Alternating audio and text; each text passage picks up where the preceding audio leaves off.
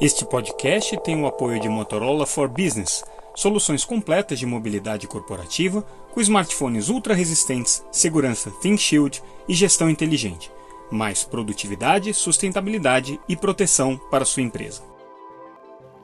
Olá pessoal, tudo bem? Aqui é Samuel Possebon, editor da Teletime. A gente está de volta com mais um episódio do nosso Boletim Teletime, nosso podcast diário com as principais notícias do mercado de telecomunicações. Hoje trazendo os destaques dessa terça-feira, dia 10 de junho de 2025. A gente vai trazer no nosso boletim de hoje algumas notícias aqui dos Estados Unidos. Como vocês percebem, a gente está num cenário um pouco diferente. Estamos acompanhando aqui o evento Cisco Live 2025, que acontece em San Diego essa semana. Mas antes da gente entrar aqui na nossa agenda internacional, vamos para a agenda brasileira. E aí a gente destaca hoje na Teletime o relatório final da CPI das bets, a CPI que tem como objetivo apurar de que maneira que as empresas de apostas estão atuando no Brasil e por que isso é relevante para o setor de telecomunicações. Porque hoje são milhares e milhares e milhares de requisições de bloqueios que estão vindo do Ministério da Fazenda para a Anatel, gerando impactos aí em todo o setor de telecomunicações, todas as empresas tendo que cumprir isso. Fora o fato de que as apostas, as bets, né, tem drenado boa parte do orçamento familiar brasileiro, principalmente nas faixas de média e baixa renda. Isso tem trazido um impacto muito significativo para o consumo das famílias, o que se reflete também no setor de telecom, né? As famílias que estão com o orçamento comprometido por apostas, porque estão com integrantes das suas famílias ou viciados ou com problemas de dinheiro decorrentes desse hábito que acabou sendo criado com a regularização das apostas no Brasil. Isso tem comprometido todo o ecossistema de telecomunicações e outros serviços também que estão sendo afetados, né? Bom, o que é interessante desse relatório, né? Além da crítica que a relatora, a senadora Soraya Tronic, fez com relação às bets e a maneira como esse tema está regulado no Brasil, ela traz um ponto específico para o mercado de telecomunicações que é muito importante. Ela fala sobre o aumento do poder regulatório da Anatel, que é uma discussão que a gente já está vendo a Anatel travar há muito tempo aí, junto ao Congresso, junto ao Executivo, junto a outros setores aí que atuam no ecossistema da internet, de buscar esse poder de polícia. A gente sabe que a Anatel não está conseguindo isso, principalmente com relação às empresas digitais, com relação às empresas do ecossistema digital. Então ela não consegue atuar em empresas de marketplaces, não consegue atuar em empresas de cloud, não consegue atuar em empresas que fazem os chamados proxies, né, de rede, as empresas que oferecem serviços de CDN, porque tudo isso está fora do escopo dela.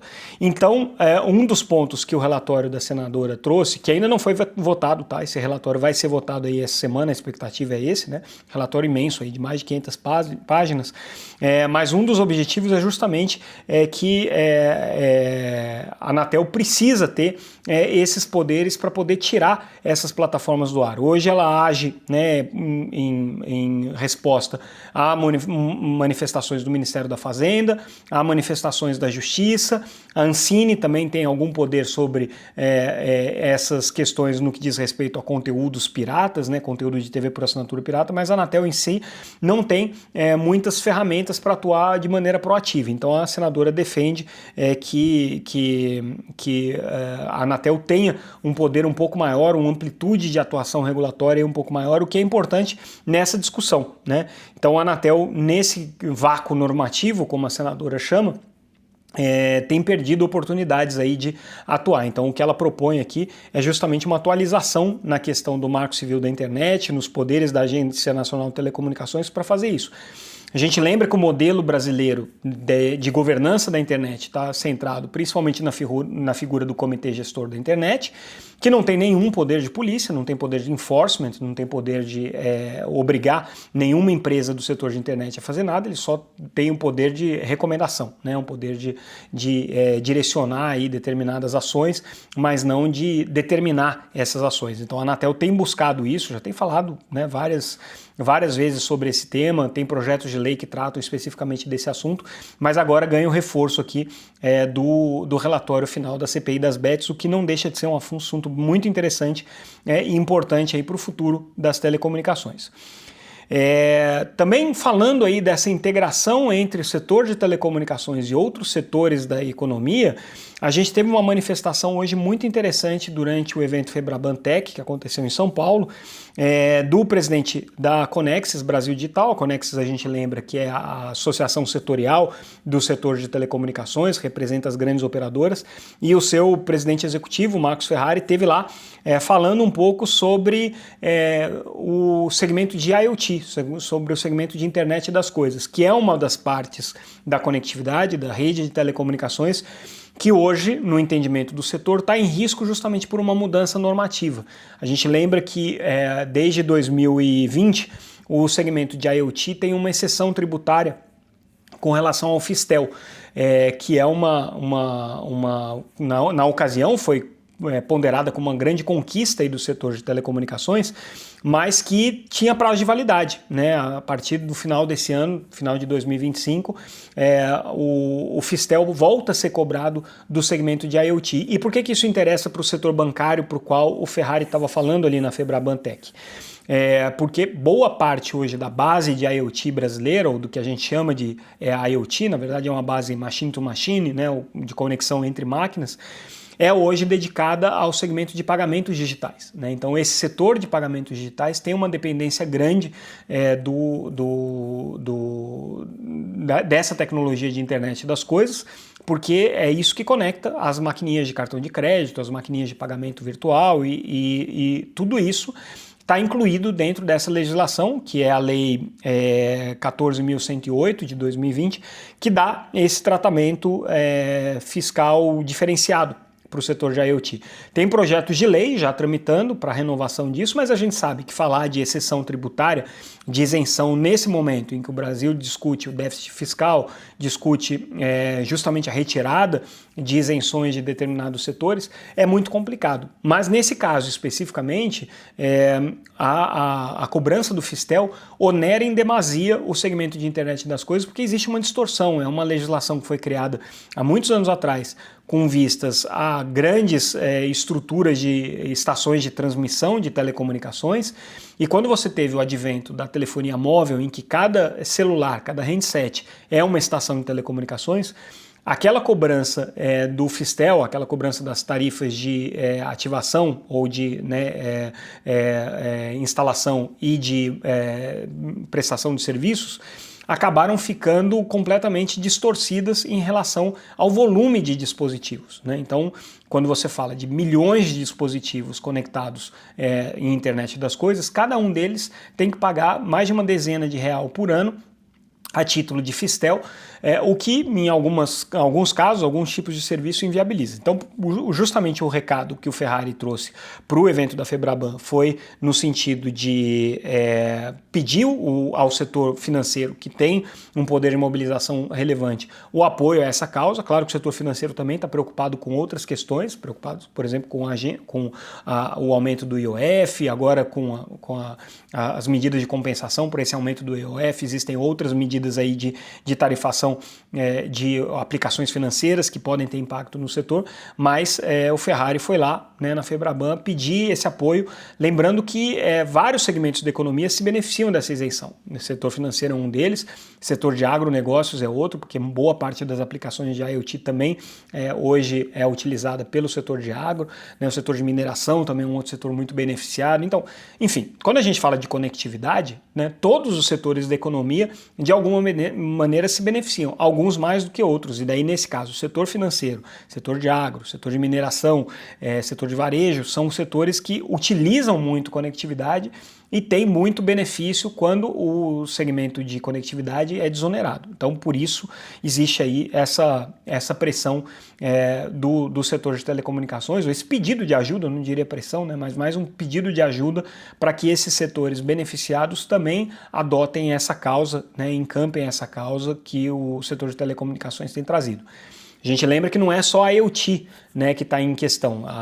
O vencimento desses 5 anos da legislação também afeta o segmento de VSATs, que são as antenas de recepção e transmissão via satélite, que no sentido antigo do termo significava as estações que conectavam, né, grandes bancos e emissoras de televisão que para esses casos o pagamento de uma taxa de Fistel não era extremamente significativa, mas quando a gente está indo para o segmento de banda larga residencial, por exemplo, ou para o segmento de internet das coisas, faz muita diferença e aí cada dispositivo paga um Fistel diferente, né? E isso onera a prestação do serviço de uma maneira geral. Então esse é um ponto de alerta aí que fica também. O setor de satélites também está com uma agenda específica sobre isso, com projetos de lei específico, a gente já tratou disso aqui no nosso podcast. Outra notícia que a gente traz hoje é mais um debate, agora né, no âmbito da Câmara dos Deputados, que está discutindo o projeto de lei 2338 de 2023, que trata da regulação de inteligência artificial no Brasil. E aí, esse primeiro debate que foi realizado hoje durante o dia, na comissão especial que analisa o projeto de inteligência artificial, basicamente o que a gente viu é uma divergência completa sobre a forma como essa legislação deve ser estabelecida no Brasil. Isso já veio do Senado, a gente lembra que essa lei foi aprovada no Senado, mas foi aprovada muito mais no movimento de pressão do antigo presidente do Senado, Rodrigo Pacheco, que era autor da lei, que queria ver ela aprovada, o movimento do Senado de mostrar serviço, mas já tinha a indicação de que na Câmara a batalha seria bem mais complexa, né? E isso está se manifestando agora nessas audiências. Existem divergências aí entre os diferentes setores sobre de que maneira que inteligência artificial deve ser regulada. O setor de telecomunicações mesmo tem uma série de restrições e ressalvas em relação ao texto que veio do Senado. As empresas de tecnologia nem se fala, né? Também todas elas bastante mobilizadas aí contra a legislação. Porém, você tem ainda um movimento remanescente desse do Senado pela aprovação da legislação, né? Muita gente se manifestou, a lei está quase boa, tem alguns ajustes que precisam ser feitos, então a coisa ainda está nesse impasse. Agora, essa primeira audiência que aconteceu mostrou que os diferentes setores aqui, a gente viu o Ministério da Fazenda, a gente viu representantes aqui da academia que participaram, a ABS, todos eles mostrando visões bastante divergentes com relação a como que a inteligência artificial deve ser regulada. Então, se a gente traz aí o segmento de software, o segmento de empresas de internet, a sociedade civil que participou também das audiências, a gente vai ver manifestações aí bastante divergentes, o que mostra que o trabalho agora na Câmara dos Deputados vai ser de difícil conciliação, vai ser um trabalho aí de desafiador para que se consiga estabelecer de uma maneira definitiva uma legislação para a inteligência artificial no Brasil. Outra notícia que a gente traz agora é com relação aos investimentos no setor de telecomunicações. A gente ontem trouxe um balanço feito pela Conexis, né, a associação que reúne as grandes operadoras, com relação aos investimentos no ano passado, que ficaram praticamente estáveis, aí, com uma pequena queda em relação a 2023, mas se a gente olha valores corrigidos pela inflação, houve uma queda mais significativa, aí da ordem de 5%, né? E aí hoje a agência de classificação de riscos Fitch, olhando aí o setor de telecomunicações como um todo, né, que eles analisam, previu que os investimentos no setor das operadoras devem continuar diminuindo, né? A estimativa da agência Fitch que isso vai se acentuar um pouco nos próximos anos, justamente porque o setor de telecomunicações hoje tem um constrangimento com relação às suas margens, à recuperação dessas margens de investimento, e isso tem que vir de algum lugar. Isso provavelmente vem aí da frente de investimentos, fora o fato de que já existe um amadurecimento da tecnologia 5G, não existem mais necessidade de investimentos em montas tão elevadas quanto no passado. A Fitch aponta aí um investimento médio aí entre 14% e 17% das receitas, essa é a previsão que a agência fez. Em outros anos aí, né, 2024, de 2024 a 2022, isso aí chegou a bater em 22%, né, então já teve aí momentos melhores, mas nesse momento a tendência é de queda, né, justamente porque as operadoras estão tentando buscar esse aumento de rentabilidade, buscar a receita receita média por usuário um pouco maior, estão forçando um pouco esses resultados justamente por conta da pressão que elas têm sofrido aí nos últimos anos, competitiva com outros setores da economia, principalmente com o segmento de internet e com a necessidade, principalmente com a necessidade de mostrar retorno para os seus acionistas. E a gente está lembrando aqui que não estamos falando só de acionistas controladores, com grandes fundos de investimento, mas estamos falando também do acionista em bolsa, né? Então as operadoras precisam trazer esse resultado para poder ter valorização em bolsa e aí conseguir ter mais acesso a crédito, né? E ter um desempenho um pouco melhor. Se elas ficam com os resultados no limite que elas estão hoje, o desafio é ainda maior. Vamos falar um pouco sobre o segmento de mercado corporativo, B2B. É interessante a estratégia que a Oi Soluções anunciou hoje. Ela está apostando muito na área de segurança e aí para que ela possa se fortalecer nessa área, eles estão fazendo agora um modelo como se fosse hacker as a service. É um hacker do bem, vamos dizer assim, né?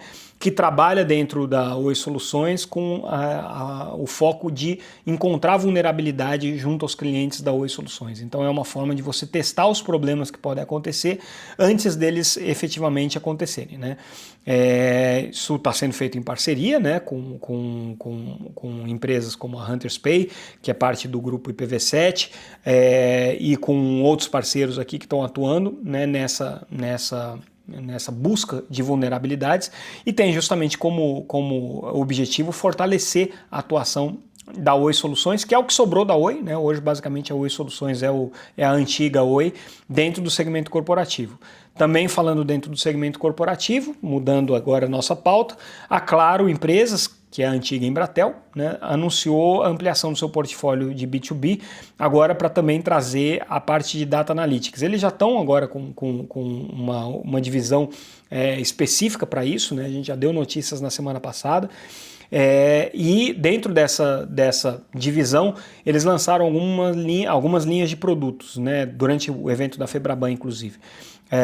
O evento Claro Protege e o evento Claro Leads, todos eles baseados na análise de dados para trazer informações para os clientes que contratam a Claro Empresas. Então, mais um caso aí de empresas que vão atuando na linha da oferta de serviços e de soluções integradas e não apenas de conectividade, que já é uma tendência já há algum tempo, já dentro da Claro principalmente, né? E isso daí nos traz ao evento que está acontecendo aqui em San Diego, ao nosso evento aqui na cidade de San Diego, nos Estados Unidos, que a gente está acompanhando, que é o evento Cisco Live. É o principal evento de clientes da Cisco. A Cisco a gente sabe que é uma das maiores empresas da área de network, segurança, redes IP, né, e segurança do mundo. Já há muitos anos que esse evento tem como ênfase principal inteligência artificial, como não poderia deixar de ser, né, a principal agenda hoje em qualquer evento de tecnologia. Mas o interessante do evento desse ano, que a gente destaca aqui na nossa cobertura, é a mensagem que eles estão dando sobre a indissociabilidade entre inteligência artificial, a parte de segmento de redes e a parte de segmento de segurança. São três coisas que, no entendimento da Cisco, pela evolução dos serviços e pela evolução dos problemas que estão aparecendo, sobretudo dos problemas que estão aparecendo, precisam ser tratadas tanto como pelas empresas usuárias, né, dos grandes sistemas de IT, quanto também pelos service providers, ou seja, pelas operadoras de telecomunicações, como prioridade absoluta. E aí todo o esforço da Cisco aqui foi, acho que o evento, pelo menos dos que eu acompanho, que a Cisco mais lançou produtos novos, né? Em termos assim do portfólio de hardware, vários produtos novos, inclusive produtos que há muito tempo que a Cisco não mexia, né? Linha de switchers, linha de roteadores, onde ela é super forte já há muitos anos, né, na parte de network, mas nos últimos anos a Cisco tem ficado muito mais focada na parte de desenvolvimento de soluções, na parte de desenvolvimento de software, fusões e aquisições nessa área de software, o que não deixou de acontecer. Mas agora a empresa tentou trazer tudo isso para dentro da parte de hardware também, para a parte de network.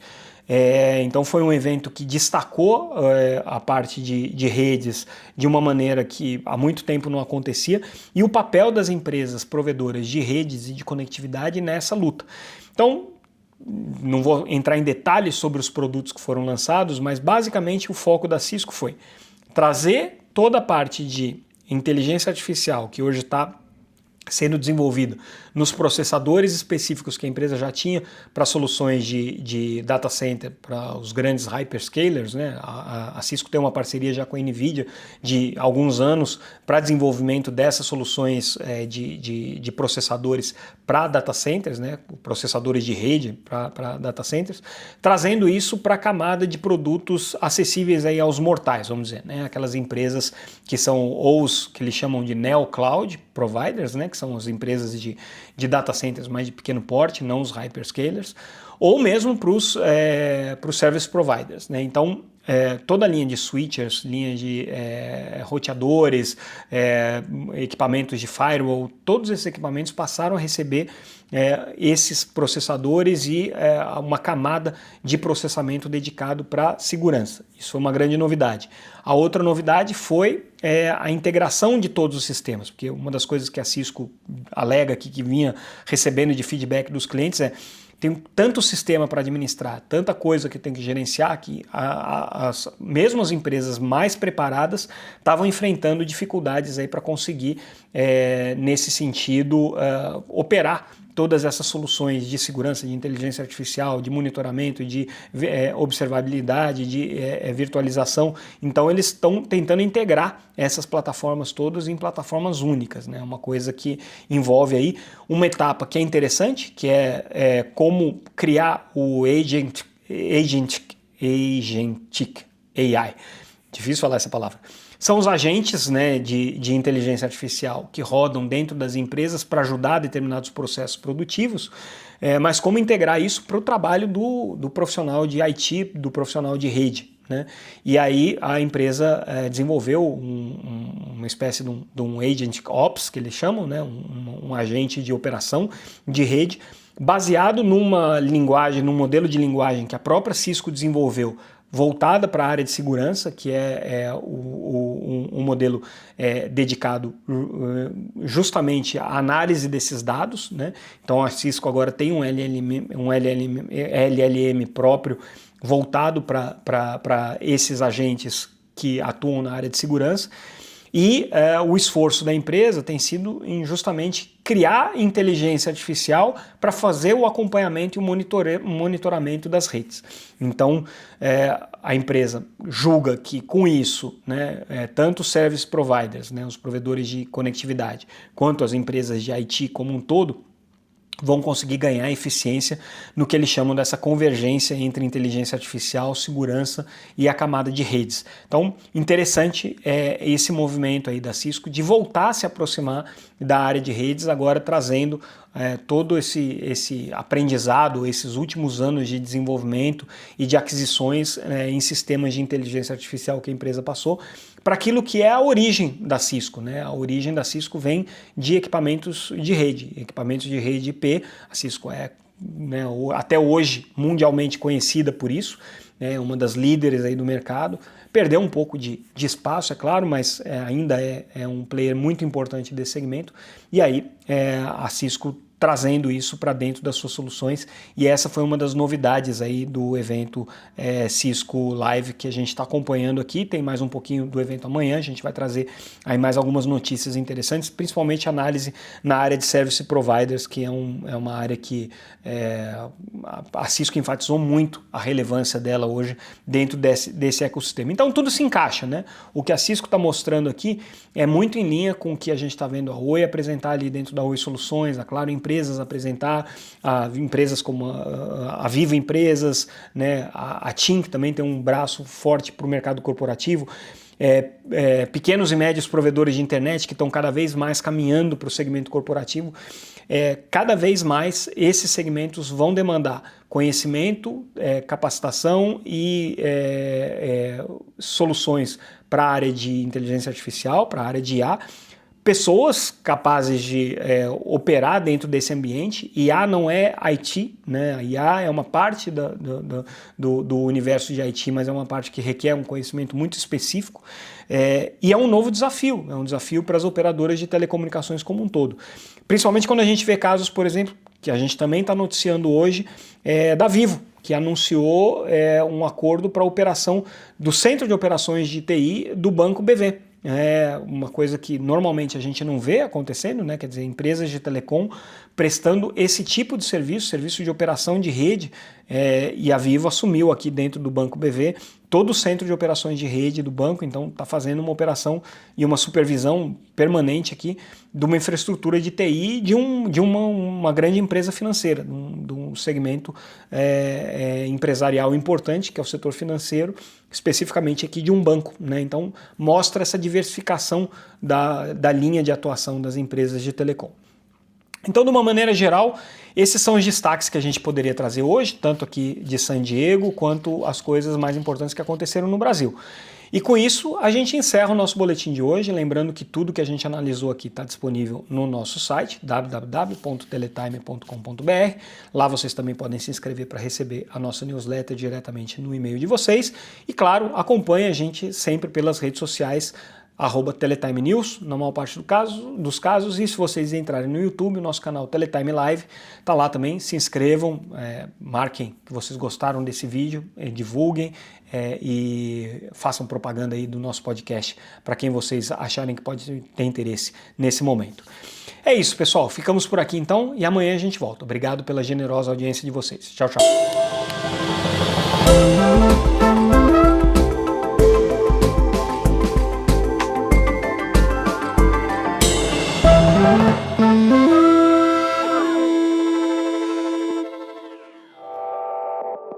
Este podcast tem o apoio de Motorola for Business, soluções completas de mobilidade corporativa com smartphones ultra resistentes, segurança ThinkShield e gestão inteligente. Mais produtividade, sustentabilidade e proteção para sua empresa.